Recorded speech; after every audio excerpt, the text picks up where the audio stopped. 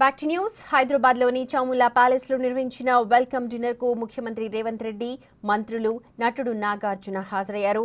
అంతకుముందు miss world కంటెస్టెంట్స్కు హైదరాబాద్తో పాటు చార్మినార్, చాముల్లా ప్యాలెస్, ఇతర చారిత్రాత్మక కట్టడాలపై వీడియో ప్రెజెంటేషన్ ఇచ్చారు అధికారులు.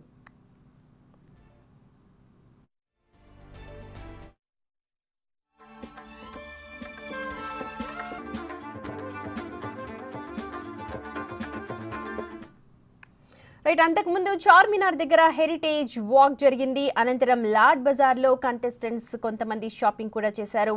లాడ్ బజార్ వ్యాపారులు వారి ఉదారతను చాటుకున్నారు. మిస్ వరల్డ్ కంటెస్టెంట్స్ దగ్గర డబ్బులు తీసుకునేందుకు నిరాకరించారు. కంటెస్టెంట్స్ కొనుగోలు చేసిన వస్తువులను ఉచితంగా పంపిణీ చేశారు.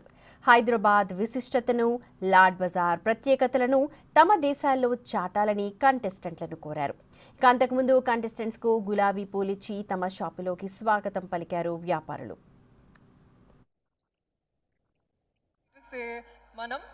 మనం